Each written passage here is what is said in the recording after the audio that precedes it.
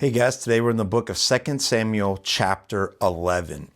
Probably the most famous chapter of all of 2 Samuel, just the story of David and Bathsheba. So we see in the springtime of the year when the rain has stopped and it's beginning to warm up, it is time for war, and they go back to war against the Ammonites. But David remained in Jerusalem. Notice that, verse 1, David remained in Jerusalem. Everything that we've seen David do so far, he has attained victories because David was there. Even in the last chapter, it wasn't until David came as was when they got full victory.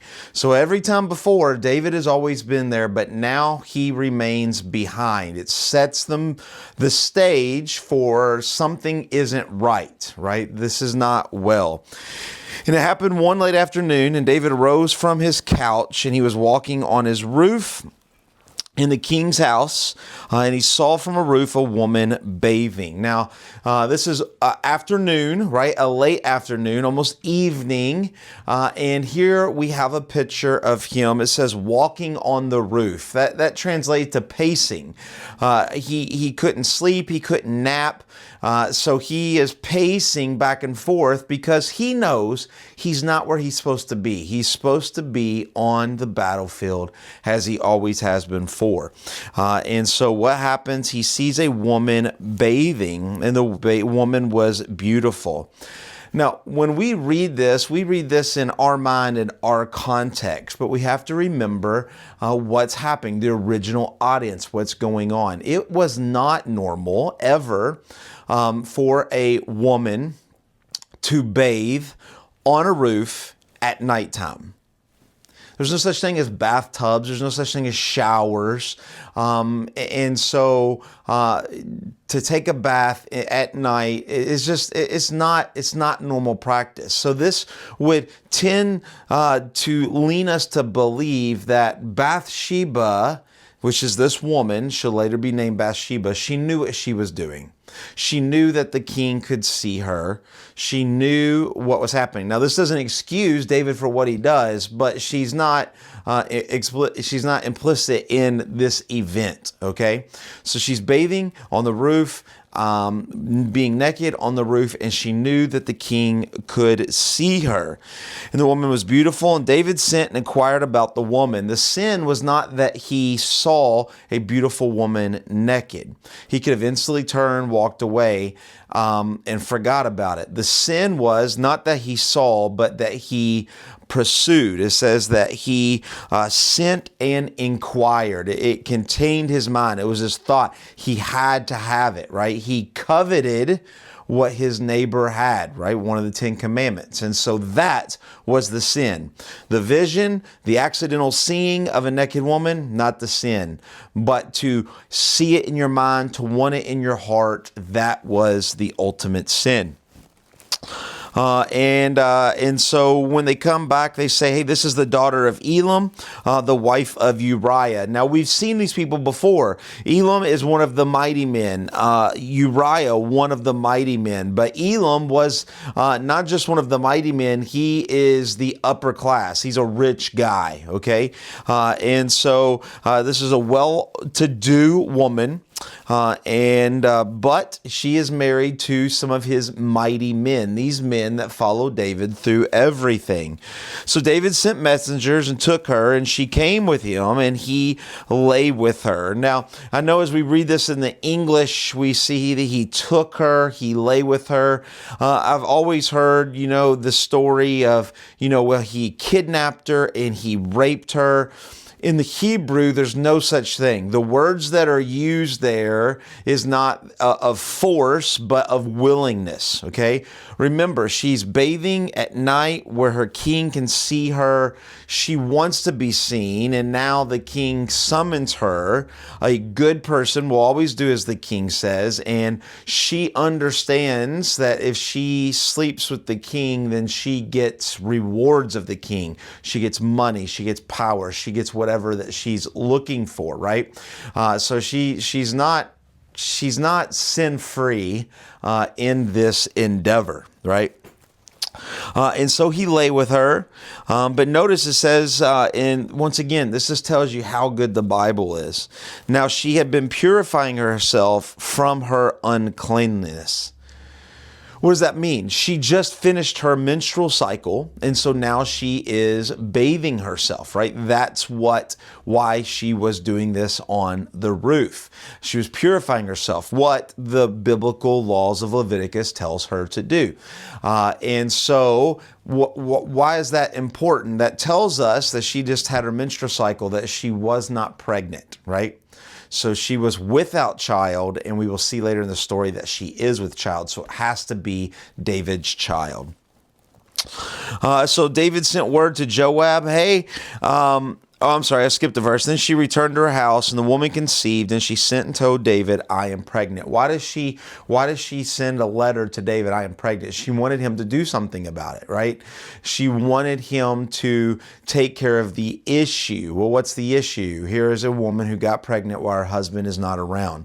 So David has to think on his feet, much like sin does. You do one sin, it never stops. There's always more sin and more sin and more sin to cover the original sin. So he sends to Joab, his general, and says, hey, send me Uriah. Uriah comes home and says, oh, how's Joab? How's the war going? Okay, blah, blah, blah, blah. Go home, right? Go home and sleep with your wife. Go home and enjoy yourself. Have a good meal. And then I'll send you back to the battlefield. Well, he leaves, but he does not go home. He sleeps on the porch, right? He sleeps on the porch. Next day, David hears that he sleeps on the porch. He says, why are you sleeping on the porch? And he said, are you kidding me? My general is intense. The Ark of the Covenant is intense. All of my friends and my soldiers and my comrades, they are not home. Why would I stay at home and eat a good meal and be with my wife and enjoy a good time when all of my friends are not? This just shows us the integrity of Uriah. He was a good guy, right? He cared about his fellow men. And so we see that once again, David has to do something else. The next day he says, okay, let's throw a party, right? He gets him a lot of food. He gets him drunk. So hopefully that he gets drunk, that he will forget about the men on the field, but he will go home to his wife. He needs him to have sex with Bathsheba so that the baby could plausibly be Uriah's, right? But Uriah, though he is drunk, still cares about his men, his soldiers, God, the Ark of the Covenant, as well as general, and he does not do this.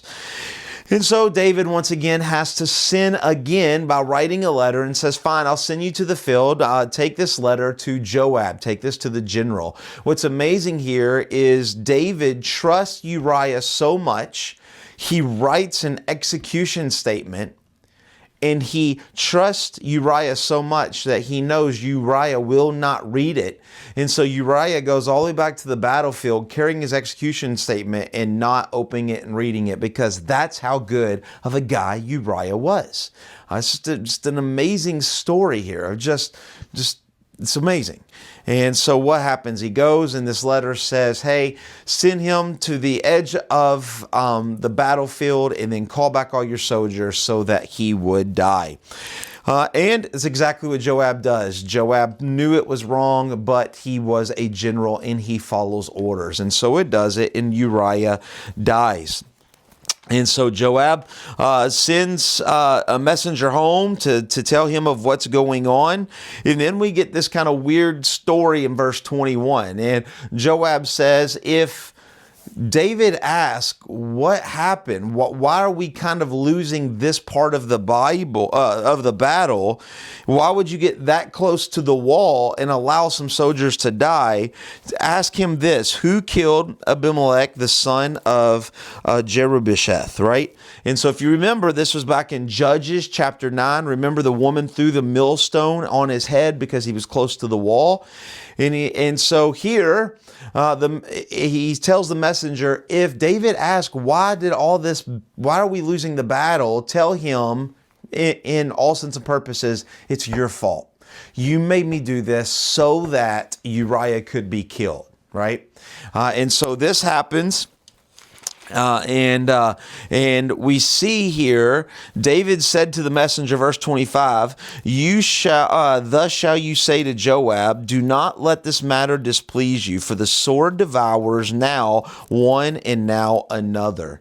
After he hears all this, but he realizes that Uriah is dead, he tells the messenger to go back to his general Joab and say, listen, I know you've lost some soldiers. I know you've kind of lost a battle, but you haven't lost the war. Keep your chin up. And he gives this kind of Jewish proverb, right? He says the sword devours one and another, right? Basically saying these things happen in war. It's okay, Joab. Keep your head up. We see that when when Bathsheba hears that her husband is dead, she laments, right? So she doesn't know of the order. She still loved him. She still wanted to be with him, but there was this maybe this fling or whatever happened, but she truly grieved over him. But after the grief, David takes her to be one of his wives. Remember, he has many wives, so now she's just one of many. But he absorbs her into the palace, into the kingdom. But notice the last verse of the chapter. It's the only verse of this whole chapter that we see God, and it says this, but the thing that David had done displeased the Lord. Though the sin has happened, though multiple sins have happened, and all of these sins cover what had happened, notice the point, that though the sin has been erased by all the eyes of the world, the sin was not erased from the eyes of the Lord. The Lord still knew what was done in secret. And though sin after sin after sin after sin, and though they covered it up in the eyes of the world, it was never covered up in the eyes of the Lord. And that should just remind us that God ultimately knows everything. Right? He knows everything. No matter what we do to kind of cover our tracks and to get out of trouble, the Lord always knows. And it just brings us a measurement and a reminder of who God is. Though we can hide things on earth, nothing is hidden from the Lord. And that's why He is the Lord. And that's why we need Jesus so that His blood would pay the price for those sins that though nobody else knows, the Lord knows. Hope that makes a little bit more sense, and we will see you tomorrow in chapter 12. God bless.